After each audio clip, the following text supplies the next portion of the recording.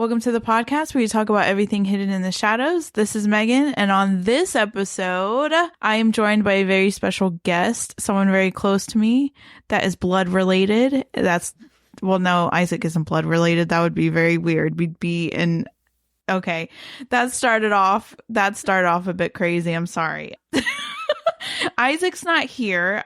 We talked about it in the last episode about AI, that he was going to Denver for a work trip. So this was originally supposed to be a solo episode, but things just fell right into place. And I actually have my youngest sister here with me. Her name is Gwen. Thanks for coming on. And she is going to come on here to talk with me a little bit about near-death experiences. So one of the reasons why we chose near-death experiences, and even kind of like last week with the AI, is one of our things that we always ask, especially with ghosts or anything that's paranormal haunted, is why is the soul there, right? Why is the soul still behind? And then two, essentially one of the questions that people in general always ask is, where do we go when we die? Yeah. Right? That is a huge thing, whether you're into the paranormal or not. It's kind of curious as to where we go. So the closest thing we can say to that is, like, obviously research and evidence that we get from researching the paranormal, getting responses from people that unfortunately are stuck here. And then also near-death experiences, because that is the closest thing someone can basically go to the other side and come back. Mm-hmm. And a lot of these stories are insane as to what they've seen, because it correlates to each other, as well as what they experience when they come back. Because some people have actually had their third eye bust wide open. Yes. Some people have had their experiences. You know, they started with maybe like some negative experiences in life, and then they had the near-death experience, and they realized that there is something out there. There is something kind of worth fighting for at the end of the tunnel. And so they come back here with a different mindset, whether it is to spread messages about that, because there's been people that have written books about their experiences. And so we thought it was interesting to take on that perspective, because some of the things that Dolores Cannon talks about, even in her works that we've done episodes on, has talked about a little bit of the similarities that people that have had near-death experiences have basically came back this side and talked about, and it's similar. So how do you feel about near-death experiences? Well, I don't have one myself, but I have a close friend whose mom did. Oh, wow. So yeah. I fortunately have not had a near-death experience, I think. No, I don't think you have. No, I haven't. Believe it or not, you know, I like to be like, well, I was, because every angsty teenager is like, oh, my life sucks. But when you think about it, I kind of avoided a lot of near-death experiences. Yeah. My mom's car crash. Oh, yeah. And I mean, I'm actually pretty lucky. I haven't had anything bad happen to me like that. Me, on the other hand, yeah, I have not. I would say when you talk about, like, if you look into the idea that, say, we're in our vessel, our soul is connected to our vessel by that cord that everybody talks about, right? The umbilical cord. The umbilical cord to the ether, I guess. And essentially when you die, that cord gets severed and you float up to wherever, you believe is the afterlife. And, obviously we've talked about it in like dream episodes where they say like you float out, but you're still connected, you know, like all of that. Astral projecting. Yes. And so I would say that my cord was breaking, but was never fully severed. Mm-hmm. And I never flatlined, I should say, in any of the experiences that I've had. So one of the experiences I had, and I've talked about it on the episode, not on the episode, but on a episode quite a few times, was when I was 5. I had throat surgery. You didn't know that? I did not know that. Yeah, they cut my... Okay, so backtracking a little bit. When I was born with hypothyroidism, which is like 1 in 100,000 babies that you're born with it. A lot of people contract it later on in life, but being born with it is rare. Mm-hmm. So basically I had an improper functioning thyroid. And if anybody knows that the thyroid is what controls a lot of the hormones. So yes, it sucks sometimes. It's very important. Yeah. And basically on medication for the rest of my life because of it. Yeah. So somehow a cyst started growing on my thyroid, and it almost looked like I had an Adam's apple. And that's what cued my family into saying like, hey, something's wrong. What is that? They found out it was a cyst. And the doctor came to my mom and basically said, hey, we can either cut the cyst off or we can take the whole thyroid out. And it's an easier, simpler procedure if we take the whole thing out than if we're trying to cut it. And so she was just like, yeah, that's fine. They just said like she'll be on medication the rest of her life. And it might be a little bit harder to regulate at different areas in her life. Like when she's going through puberty or big hormonal changes, basically. And so my mom was like, yeah, that's fine. So they put me into surgery, and I do not remember a lot of it. And I think when you have like those near-death experiences, you remember, but you don't. Like I remember the experience, but I don't remember the in-between. It's very fuzzy. And so I went through surgery. I was fine. I cannot tell you for the life of me what happened during surgery. Like I don't remember like where I went or whatever, because I was really, really young. My mom was with me the whole time, and my aunt came to stay with me. And basically, my aunt told my mom, go ahead and leave. She's fine. Don't worry about it. Go ahead. Go get some rest. Because she lived, funny enough, where you live right now. That's where she was living. But I sneezed or something, and the stitches flew off my throat. And the incision was clear across my throat. The doctor did do an excellent job, but you can't really see it unless you get really close to my neck. But it looks like my skin is like like it's weird. It looks like someone took one piece and like sewed it together. It's weird. It's like that's what stitching is. Yeah. That's but very peculiar. Yeah. But anyways, it popped open, and I started profusely gushing blood from my throat. It was like an open. Yeah. I'm thank the Lord. Like I don't remember it. I just remember bright lights and the wheeling of the gurney. I remember everyone beside me, and I remember walking with them next to me. Like I was in the hospital gown, like a ghost would be, I guess. And I was walking with my body. Yeah, I was walking with everybody. I could tell you details It's such a shame they can't see my facial expressions as you're telling this story, because this is the first time I'm hearing this. Like this is raw action. No. No. Raw. And that's a lot of the times too. Another aspect that people talk about when they talk about near-death experiences is seeing yourself. Yeah. Because there was one story where the person was going through surgery and they flatlined while on the surgery table, and they were able to detail information that like what the doctor was talking about. Yeah. Was able to refill. And that's the thing is like, you know, people want to there is a medical explanation. We're going to talk about that in a little bit. But there's a medical explanation that gets talked about as like the scientific side of it. Yeah. But the people that are astral projecting essentially and saying the details, how would they know? They're not awake. They can't. How would they know that? Yeah, because you could blame something like disassociation. Yeah. But if you get details right, that would only be able to be known from a certain area of vision. You just say, then it kind of starts to rule that out. Yeah. Because, disassociation is for people that don't know, is a mental illness or disorder that tends to happen with people that are undergoing like extreme stress, depression, So when you start getting into things like that, of course, anyone could be like, oh, it's just a thing in the mind, blah, blah, blah, blah, which not discrediting listen to any psychologist out there. I know we might sound like buffoons, but just hear us out. Yeah. Just hear us out.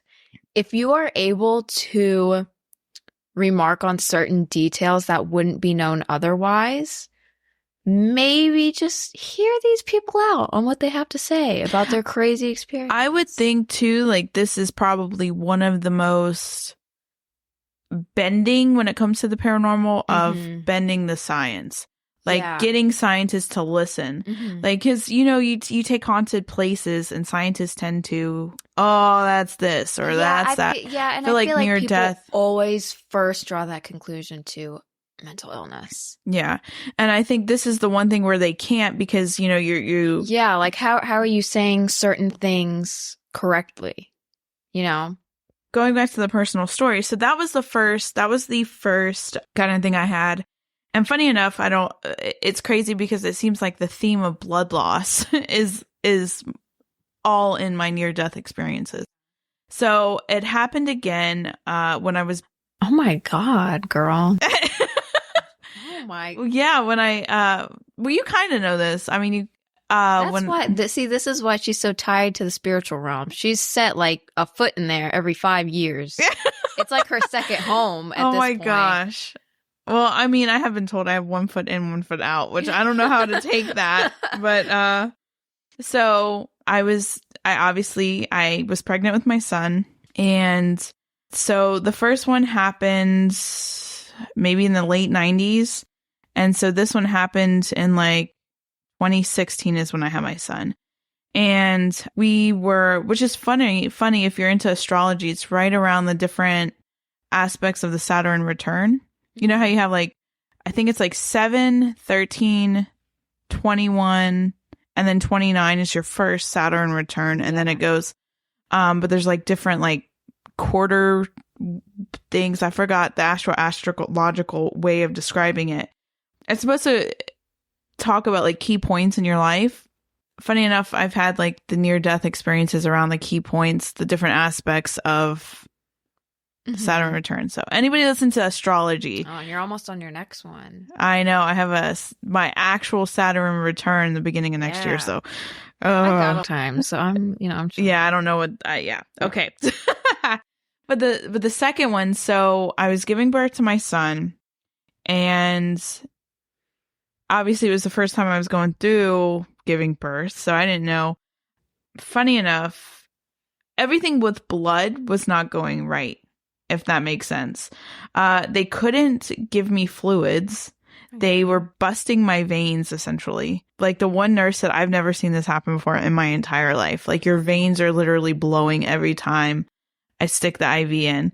And they were like, are you like dehydrated? And then the doctor was like, no, she seems fine. I don't know what's going on. Eventually they got it because I was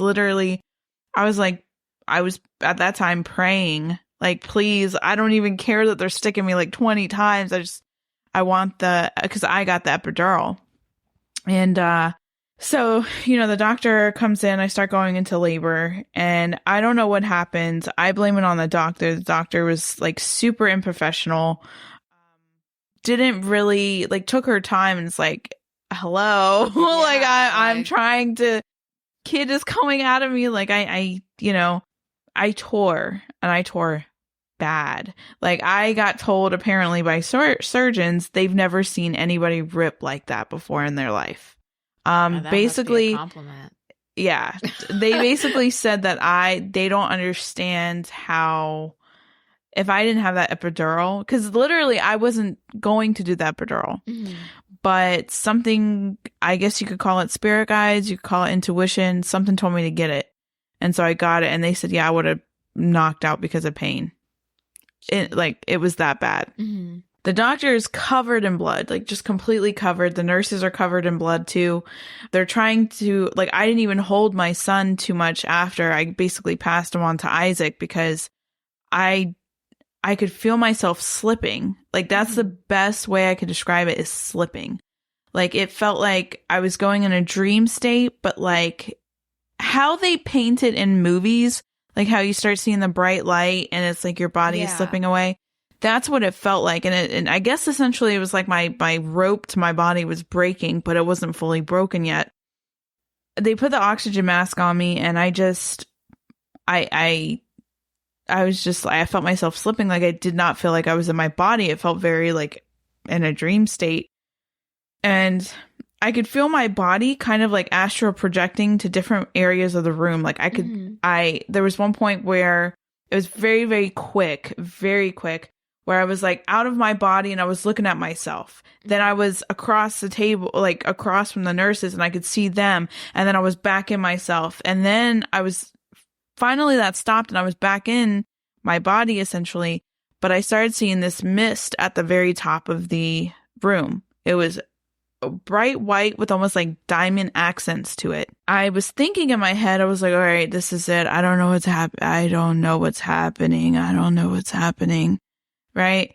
And all I could say was like, help me, help me. Like, I don't know what's happening. And then I heard people that wasn't the nurses, wasn't Isaac, wasn't my grandmother, because my grandmother and my other sister, the middle one, Phyllis, she was in the room. And I was like, this is it. I don't know what's going on. And they were like, no, Megan, listen to my voice. You have to go back. It's not your time. You have to go back. And then I slammed in my body and it was normal. But I had asked, because that was such a prevalent time for me, I had asked psychics that I came in contact with over the years after that. I was like, what happened during that time? Because I've never, and they were like, yeah, you almost crossed. You know that, right? Like Mike on our team, when I asked him about it, he was like, yeah, you almost crossed. You know that, right? And if anything, that was a near-death experience for you. Mm-hmm. And that's how he kind of described it to me. It was like my rope was breaking, but it didn't break yet. But yeah, so I never really flatlined, mm-hmm. but I did experience the astral projecting like outside of your body. There is also some, not reports, but some gathering of information basically saying that a lot of people do that too with trauma. Yeah. To avoid mm-hmm. certain things and to not be as scarred by it. But yeah, that is mine. That is mine. So the next thing I kind of want to dive into is kind of what people have seen. Mm-hmm. As they've astral projected, because there's tons and tons of stories that are out there, which is crazy. And did you know, I did not know this. Did you know it goes all the way back, like all the way back historically, that near-death experiences have been talked about?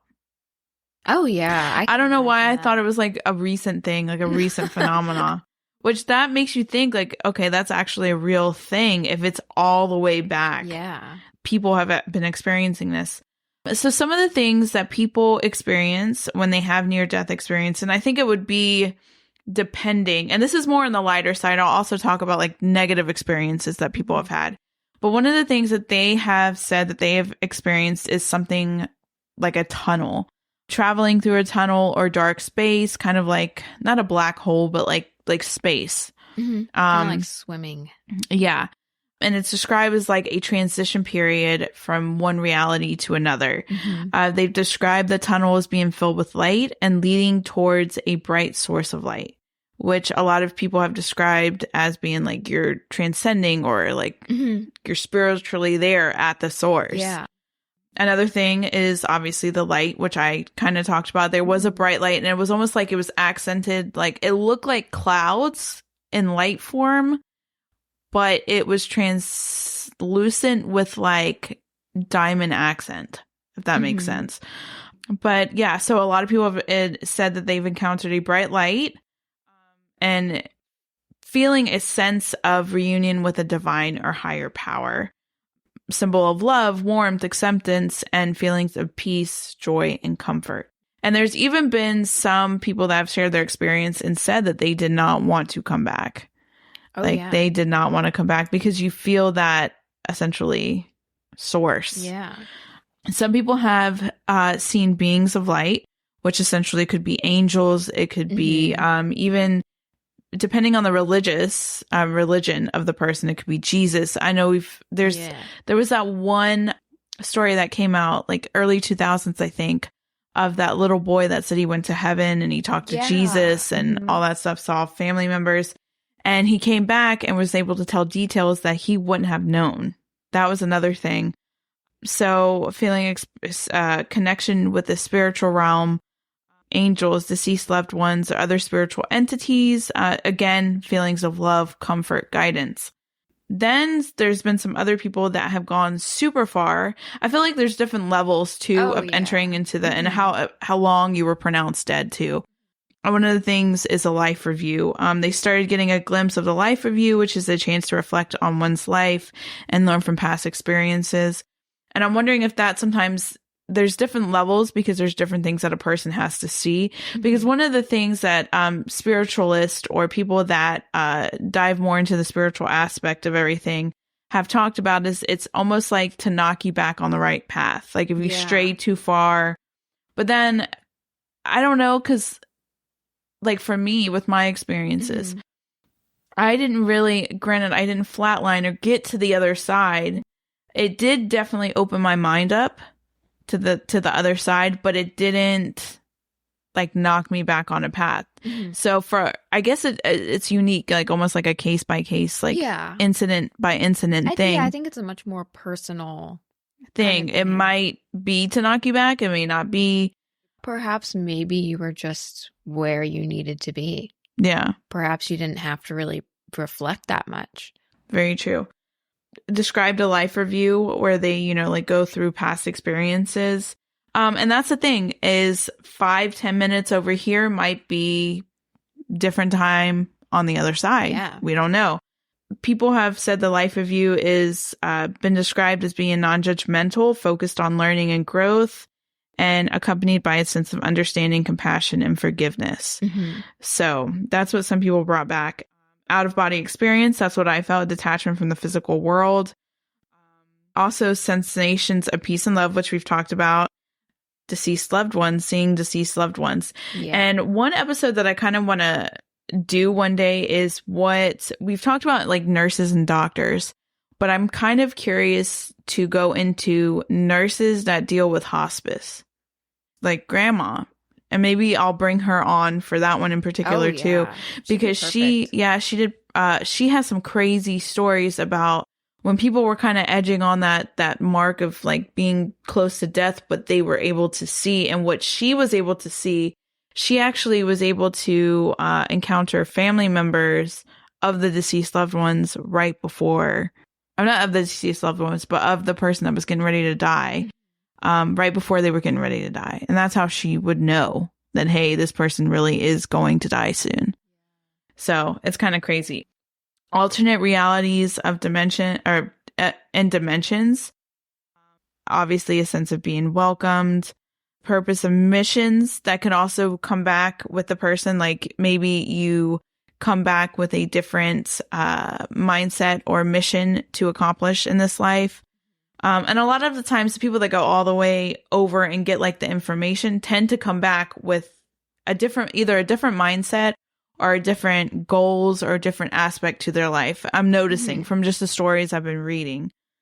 With the positive, there is also a negative. So there's people that have gone to heaven or gone to another reality that is nothing but pure light and divine. And there's also been people that have gone to the opposite side and it's been dark. And it's almost like it mirrors each other. Like, for instance, instead of feeling the love and the light, people have said it was a void or darkness, a sense of emptiness, darkness or nothingness, feelings of fear, dread, and despair. There's also been, when they get to the other side, a feeling of fear or terror, pending doom, feeling trapped, suffocated, or a sense of being attacked or threatened. And then, of course, like on the opposite end, on the positive side, how you can encounter angelic beings and stuff like that, have encountered negative entities. So anything like weird creatures or frightening lower dimensional beings, demonic things. And then they also, even on the negative aspect, have had a life review, but it's more of the negative or painful experience that they've encountered. So it makes them feel guilt, shame, or regret.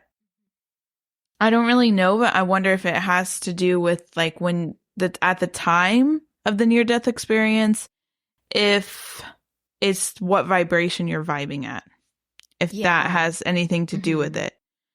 Because I don't know, that's just interesting. Because obviously they say like when you die and you're at a lower frequency, which is like the shame, the guilt, the anger, the rage. I think we've talked about it before where like you can feel those things. Everybody feels those things. You have a range of spectrum of feeling those things, but you shouldn't stay stagnant in it. Yeah. Do not become comfortable in melancholy. Yeah. And sometimes people have even felt like loneliness, abandonment, betrayal, like all of that stuff. One thing that I was able to find too on the negative side of things, because I was like, okay, what are some of the light beings? That led me to, okay, what are some of the light beings? And it said angels, deceased loved ones, beings of light, anything that has those good vibrations. But then I was like, what are some of the negative ones? And so obviously demonic beings, shadows, and then negative versions of deceased loved ones. Oh, that's creepy. So I think yeah, I think scary. maybe that's something like on the demonic scale or negative, trying to make you feel fear. You know, I have a little bit of a theory. Yeah. It's just a theory. But do you ever think that with the negative experiences, it could kind of be like Beyond Scared Straight? It could be, yeah. Where they are purposely trying to freak you out to put you on a better path. Yeah, I mean, I could see that because some of the people that said they've gone to hell don't want to go there. Yeah. And it makes you reflect. And so when you come back, you think, oh, there's serious consequences to my actions. Yeah, I could definitely see that. And something interesting. So how I mentioned my friend's mom had a negative experience. She got close when she OD'd. And this is a very different story because it actually turned her atheist. Oh, wow. She was a diehard Christian and she was trying to, I guess you would say, repent. She was struggling a lot with addiction. She had a lot of trauma, very hard life, dealt with assault her life, and she had horrible upbringing, and she was just struggling. She ended up ODing, and she claims that when she felt herself like die or flatline, break, however you want to say it, when she went to the other side for a second, it was like she dissipated and there was nothing. Wow. And when she came back, she became atheist. And I'm not saying to the listeners out there that I agree with this viewpoint. I'm not saying I'm atheist, just putting this out here, an objective thing to make you be like, whoa, it can also be the opposite. Yeah. And it's crazy because there's sometimes atheists that go and have a near-death experience, exactly. And it's the opposite. So it makes you think. It's personal. Yeah. It's very personal. Very personal. Oh, wow. That story threw me for a loop. Right? Yeah, that's crazy. What basically has been said that has happened that people have gotten out of near-death experiences? So one of the things was obviously an increase in spirituality, like we're talking here. Yeah. Like the person was a diehard Christian and then turned into an atheist. And then there's atheists that turned into like Christians. And then there's or even you could say like a minor change, like switching from like maybe being Jewish to being Christian. Yeah. Or even being Christian and turning to Islam. Yeah. I mean, it doesn't have to be like completely one way or the other. I mean, you could have a minor shift in spirituality. That's very true. Or even just being more spiritual, like believing there is a divine. Yeah, you could, or something, maybe you were just agnostic and not sure before. Yeah. And after you had the experience, you're like, no, this is, you know. Yeah, definitely. So one of the things, like we said, is a increase in spirituality, and that can even be religious or psychological beliefs. So you could go in there thinking, oh, I don't really have a purpose, whatever. Go have a near-death experience and get a greater sense of purpose or meaning in life. Reduced fear of death. Some people have said that they, after coming back, they were able to see what the other side is, so they are less fearful of death. And I think that's also maybe something that like is a struggle with people when they die, is having fear of the other side. You don't know what's out there. You don't truly know who's right, who's wrong, what religious is telling the truth. Like, you don't know. And I think increased empathy and compassion. Some people that come back said they felt a sense of oneness and interconnectedness with all things. Priorities. People have gone there and then came back with different interests, or decided that they needed to spend more time with loved ones, or they needed to focus on personal growth and development. Then the other one, heightened intuition or psychic ability. I know we talked about it a little bit before, but one of our members of the Shadow Walker team. His name is Mike. That is why he paranormal investigates. Well, one of the many reasons. But one of the reasons why he even wanted to dive into this is he's always had experiences, but it wasn't really until he basically died on the operating table because he was sick and had to go through surgeries. This makes me think about what an easy life I've had. Yeah. Yeah. But he basically saw them cleaning out because it had to do with his stomach region, and saw them cleaning his organs, taking them out and cleaning them. And he said when he came back, one of the things that he really wanted to do, especially with the paranormal, was prove that there is another side. There is something after dying. And he has tons of stories. So maybe one day we'll bring him on here to tell his stories. But he has tons of stories about what he's seen and stuff like that. And then too, there's people that have had kind of like the opposite thing where they went to the other side. They want to be on the other side. And they come back and it's difficult for them to adjust because now they have information on the other side. And a lot of times that's what happens is some people have come back and said like they were given information about life in general. Mm-hmm. And so now I thought I would share some stories. So these are stories that are out in the public. They weren't specifically sent in to us.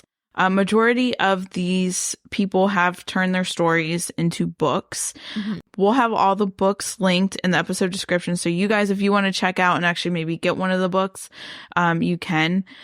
So first, there was a person named Eben Alexander who had a near-death experience in 2008 when he fell into a coma due to meningitis. He was a neurosurgeon, and during his near-death experience, he reported traveling through a dark tunnel and encountering a beautiful bright light that he interpreted as the divine. When he recovered, he wrote a best-selling book about his experience called Proof of Heaven. So that's kind of interesting because he is a neurosurgeon, so he would know. Out of everybody, he would know what's going on. And we're going to get to that in a second where we talk about like the medical aspect of what they say is going on and why you would even have the experience that you would with a near-death experience medically. And then there was another person. Her name is Anita Morjani. She was a cancer survivor who had a near-death experience in 2006.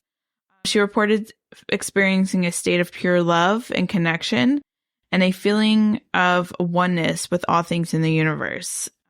Following her recovery, she wrote a book about her experience called Dying to Be Me. Another woman, her name is Pam Reynolds. She was a musician who underwent a risky brain surgery in 1991 to treat a brain aneurysm. During the surgery, she was announced clinically dead for almost an hour. An hour here, could you imagine an hour on the other side? She reported a detailed NDE, a near-death experience that included seeing a bright light, encountering deceased loved ones, and traveling through a tunnel. Which is interesting because Dolores Cannon also mentions a tunnel when she was doing her sessions. She also had them when, talked about everything, mentioned a tunnel. Which I think is interesting too, because I've even had things psychically come to me about a tunnel in the afterlife. Mm-hmm. So for my own opinion, I think there is something between life and death that deal with a tunnel. Mm-hmm. But her experience was later studied by researchers at the University of Arizona and was in the book The Light Beyond by Raymond Moody. There was also a guy. His name was Howard Storm. He was a former atheist who had an NDE in 1985 while undergoing emergency surgery. During his experience, he encountered a group of beings who he believed were angels.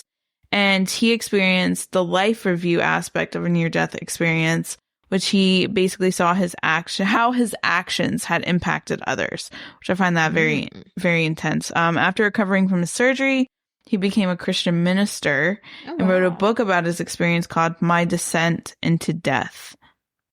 Super interesting. And then finally, there was a guy. His name was George Ritchie. He was a soldier who had an NDE about after a bout of pneumonia in 1943. So that's super interesting to also look back because they all came from different backgrounds, all different types of situations going through. Time periods. During his experience, he reported traveling through a dark tunnel, encountering a being of light who showed him scenes from his life, gave him a message of love and compassion, and then he later wrote a book about his experience called Return from Tomorrow.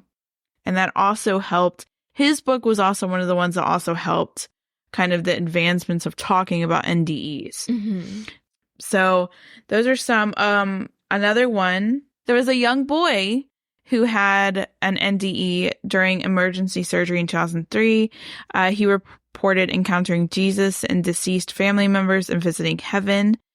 If you know the movie and the book, Heaven is for Real, that is based off that kid's encounter. So we're not only talking about different aspects of life, different time periods, but different ages as well. Mm-hmm. So that's super interesting. And like I said, there's also positive ones, there's negative ones. So I thought I would talk also about some negative experiences. So those were more of the positive ones, you know, feeling of light and compassion and everything else. These are some stories that are publicly out there that talk more of the negative aspects of NDEs. So Angie Fenimore attempted suicide in 1991 and had a near-death experience during her attempt. She reported experiencing a sense of darkness and emptiness and encountering negative entities that she interpreted as demons. After recovering, she wrote a book about her experience called Beyond the Darkness, which also talked more about her struggles with depression and suicidal ideation. I hope. There was another person named M. Scott Peck, who had an NDE during a medical emergency in the early 1970s. During his experience, he reported encountering a dark void and a feeling of sense and terror. After recovering, he wrote a book about his experience called The Road Less Traveled, in which he just discussed struggles with depression and spiritual awakening. So I think that's interesting that when you think about it, so Angie, she had the suicide attempt, so that was probably the lower vibrations, feeling shame, guilt, whatever. And then same with the M. Scott Peck. Because his book talks about like depression and everything. So, like I said before, the concept of near-death experiences have been mentioned throughout history. And so I thought I would talk a little bit about that and like where it was talked about, because I think that is so crazy, the fact that it's not just in current time that it's been talked about. So one of the places that is talked about is Plato's myth of Ir. In his work, The Republic, which was written about 380 BCE, Plato includes a story about a soldier named Ir, who had a near-death experience and returned to life with knowledge of the afterlife. There was also the Tibetan Book of the Dead, which is a text from the 8th century CE that describes the process of dying and the experiences that the soul goes through in the afterlife. The text describes a series of stages that the soul goes through, including encounters with peaceful and wrathful deities. And then apparently, which I was not one that obviously studied the Bible very, I would say I was raised Catholic and I believed in some of the stuff. But apparently in the Bible, there were several stories of individuals who had NDEs. One story in particular was the story of Paul in the New Testament, who reported having a vision of having of heaven and hearing unspeakable words during a state of unconsciousness. And then, of course, medieval literature, there's a bunch of reference to it. And then, of course, in modern society today, modern research, we have a lot of experiences and scientists studying NDEs. So, medical explanation of near-death experiences. So apparently in the medical field, it's still not 100% fully understood, but here are some theories that scientists and different people in the scientific world have talked about when it comes to NDEs. And the first one is neurochemical changes in the brain. So they believe during a life-threatening event, the brain releases a variety of chemicals such as endorphins, dopamine, and serotonin, which can affect the brain's functioning and perception. These chemicals can produce a variety of sensations, including feeling of peace, euphoria, or detachment from the body. So the next one is hypoxia. I hope I'm saying that right. Or basically a lack of oxygen to the brain, which is a common condition during cardiac arrest and other life-threatening events. This can cause the brain function to abnormally lead to altered perceptions, hallucinations, or a sense of detachment. Another thing is they believe psychological factors also play a part in people's experiences of NDEs, basically influenced by psychological factors such as prior beliefs about death in the afterlife, cultural or religious expectations, or personal fears and anxieties. These factors can shape the individual's perspectives and interpretation of their experience. And then activate, this I thought was really interesting, activation of certain brain regions. Some researchers suggest that NDEs may be caused by the activation of certain brain regions of the brain, such as the temporal lobe or the lymphatic system, which are involved in processing emotions and memories. So these are just kind of like looked into. They're not 100%, but medically, that's what they're saying. And then obviously on the spiritual side, people that are more not indulgent, but in the spiritual realm say messages about the afterlife need to be brought back.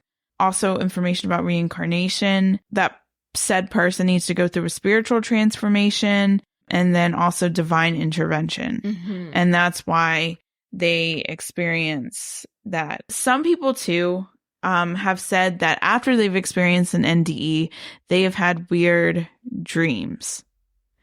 And I think that is a very interesting concept, because you think when you have a near-death experience, I don't know this 100%, this is just my opinion, but you're almost severing the cord, right? Yeah. Or if not, it is severed and then it gets reattached. How? I'm not sure. Stitch it back together. Yeah, essentially. So when you're dreaming, if you go by what, we assume is that you're, above your body with the cord attached. So that would make sense that would probably trigger things that took place during the NDEs. Some examples that have been associated with dreams is there's a couple stories that are out there. One in particular there's a lady named Dannon Brinkley who had an NDE during I said lady, but no, it's a guy. I'm sorry. Dannon Brinkley had an NDE during a lightning strike in 1975. During his experience, he reported encountering deceased loved ones who gave him messages about his life purpose. After recovering, he began having prophetic dreams and ended up becoming a hospice volunteer. Oh, wow. Yeah. Another person named PMH Atwater had an NDE during a medical emergency in 1977. During her experience, she reported encountering a being of light who gave her insights into the nature of existence. After recovering, she began having vivid dreams and became a researcher and a writer on the topic of NDEs.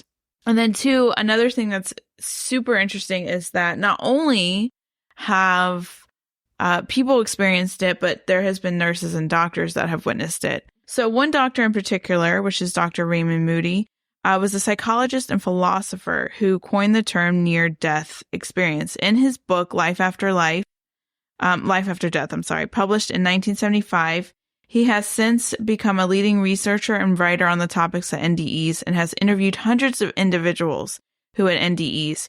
He also worked with healthcare professionals to raise awareness of NDEs and their potential impacts for end-of-life care, which is crazy. So he started out as a doctor and a psychologist and a philosopher who essentially coined the term near-death experience. Yeah. And you know what I find interesting about a lot of this is, have you noticed so many things dealing with the paranormal and just about spirituality and the body in general is so tied to colors?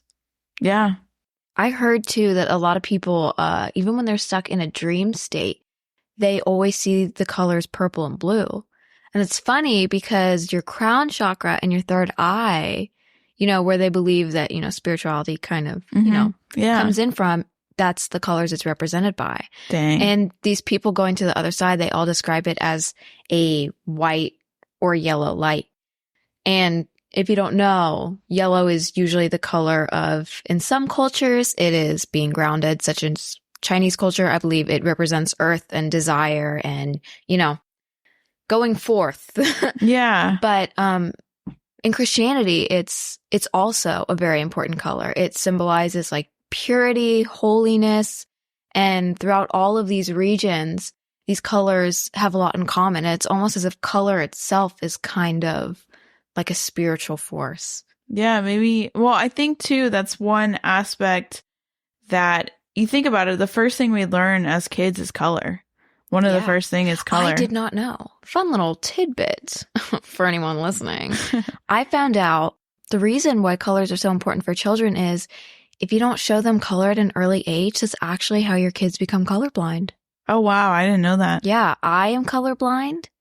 And now that I think about it, it makes sense because when you're growing up and you're poor, you always have those beige walls, that popcorn ceiling. Yeah. That white popcorn ceiling. Yeah.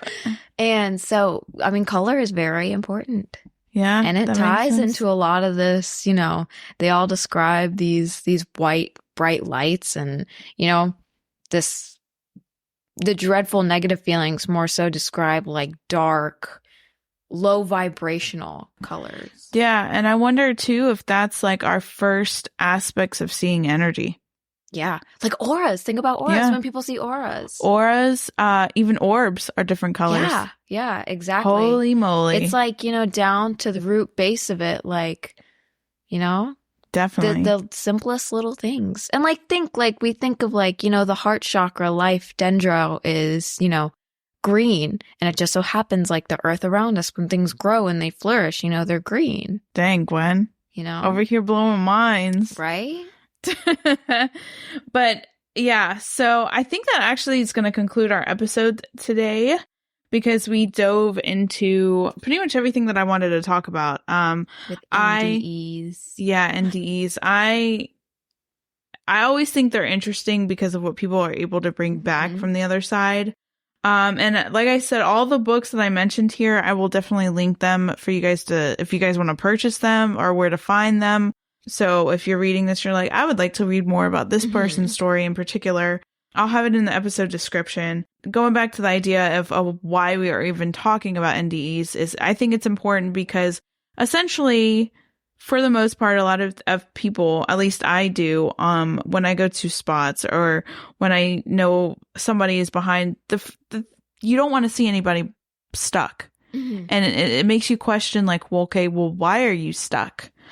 And it also is a reflection to yourself because you don't want to be stuck. You don't want to be on the other side. And I think nowadays, us learning so much and bringing out all this information, even the works of Dolores Cannon, even the paranormal researchers that are going out and asking questions about like the people that are stuck on the other side and trying to help them cross over. Because I know one of the things that we get all the time for people that are stuck, one of the questions that Mike in particularly likes to ask is like, what does it feel like over there? What is where you are? What does it feel like?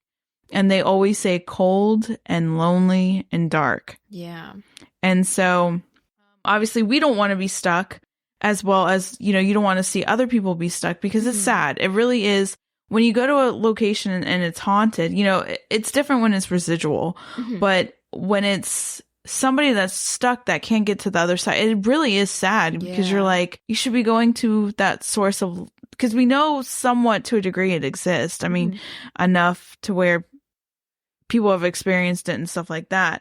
Or you hope that there's a spot that is of divine light and source and stuff like that. But I think it's really important. Like last week we talked about AI, which is about the consciousness. Could AI have a conscious? Opposite. Here you're talking about like a very human experience. Yeah. And I think too, NDEs are something that people will not forget. Yeah.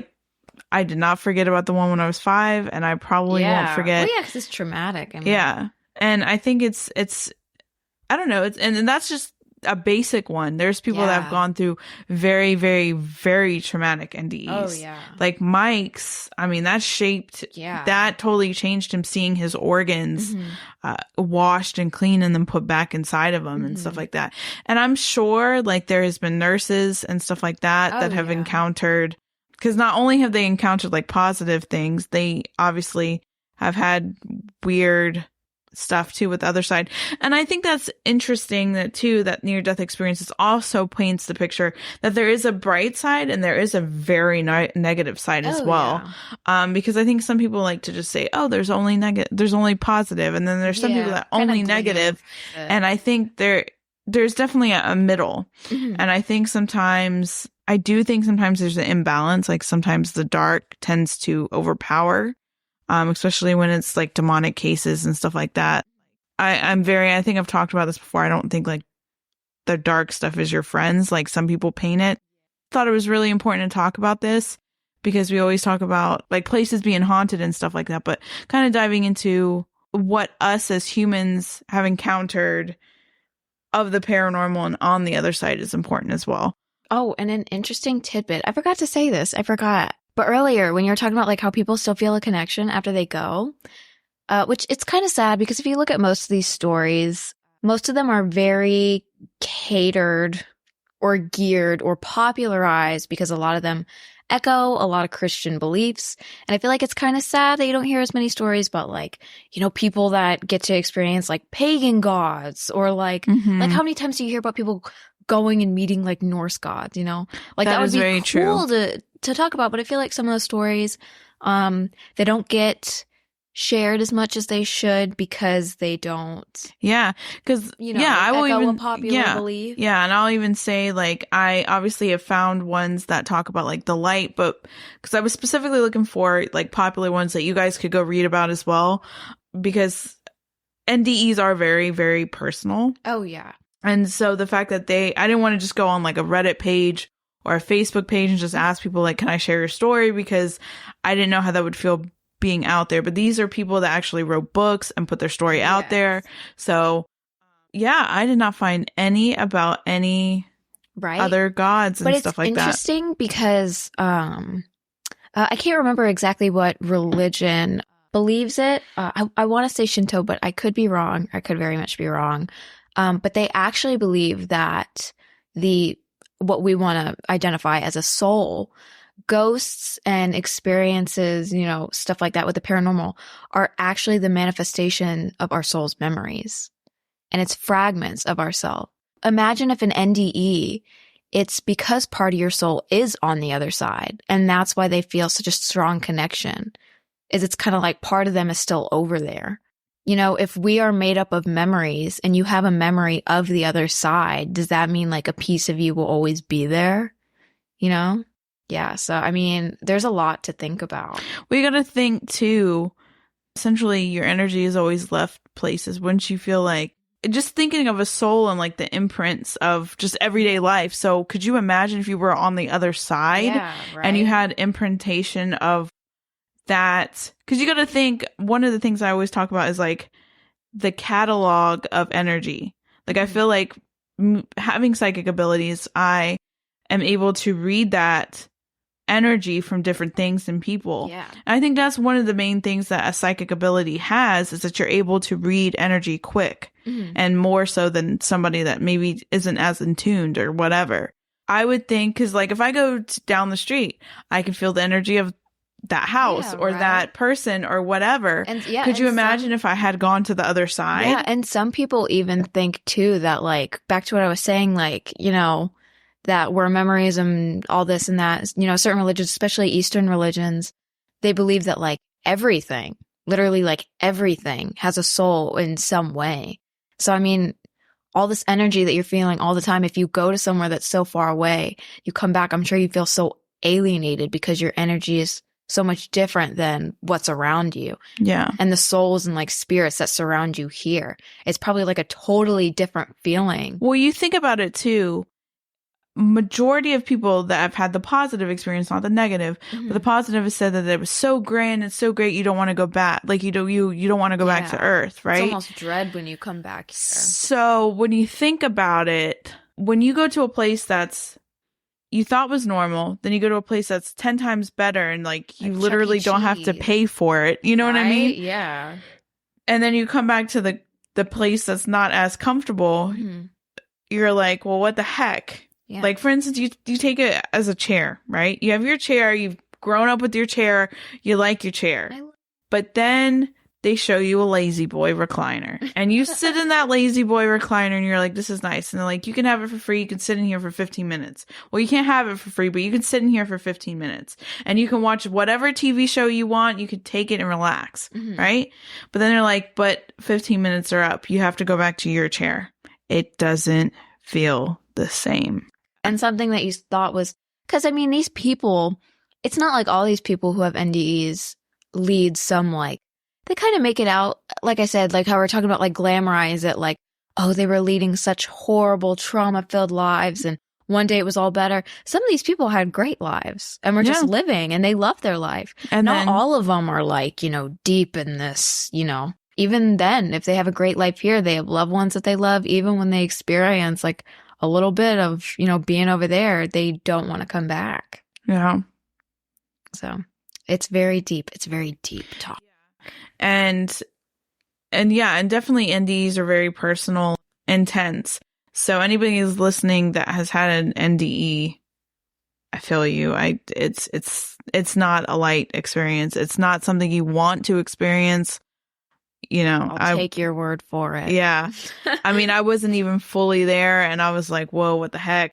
But yeah, so that pretty much concludes our episode. So I didn't say it at the beginning like I wanted to, but like I said, I have my sister Gwen here, so I'm going to take full advantage of that. And there is an episode coming after this one. You can see it. It's going to be released the same day. I just didn't want to drown this episode down with a bunch of Gwen's experience. Not drown it. I shouldn't say that, but like, drown. Yeah, wow. Sorry. But like anybody that wanted to hear specifically about NDEs, I didn't want them. I don't want to hear about your sister's experiences. I want to hear about NDEs. So we have NDEs, but then we have a bonus episode coming the same time as this one. It is going to be after. So you'll see this one and then you'll see Gwen's experiences. And she's going to talk about her experiences, some crazy stuff that she experienced at some of the places that I've talked about, houses we lived in, stuff about our family, and having it's like our silly little episode. Yeah, it's very, very free flowing. So if you like fun. more of the alien probing, oh my gosh, if you like more of the like more just conversational based and not structure based episodes, definitely listen to that one. It's not as serious and not as intense, not as informational based either. Yeah. It's just more experience. Us talking. So, yeah. So it's a good episode. Go check it out. We actually recorded it before this one. So, but if you want to check us out on social media, our Instagram is at Hidden in the Shadows. Our Twitter is at Hiddenintheshadowspodcast. Our TikTok is at Hiddenintheshadowspodcast 2. I don't know who has podcast 1. Me and Isaac always ponder that idea, and we don't know who it is. One of these days, I'm going to message Podcast 1 and be like, hey, what's up? Why do you have Hidden in the Shadows Podcast 1? Facebook, Hidden in the Shadows Podcast. You can also find links to everything at hiddenintheshadowspodcast.com. Yeah, so we'll catch you. Oh, next week, real quick. Next week's episode is going to be with Isaac, and we're going to be talking about the Winchester Mystery House, which is one of those well-known spots. It's located in San Jose, California. It's a sprawling mansion that was built by the widow of a firearms magnate, William Wright Winchester. Definitely got some weird stuff going on, bizarre architectural features, staircases that lead to nowhere, doors that open into blank walls. Oh. Yeah, very interesting. A lot of a lot of people, well-known investigators have investigated there. Ghost Adventures, Paranormal State, Ghost Hunters. So yeah, we'll be talking about all of that. So yeah, we'll catch you weirdos in the next one.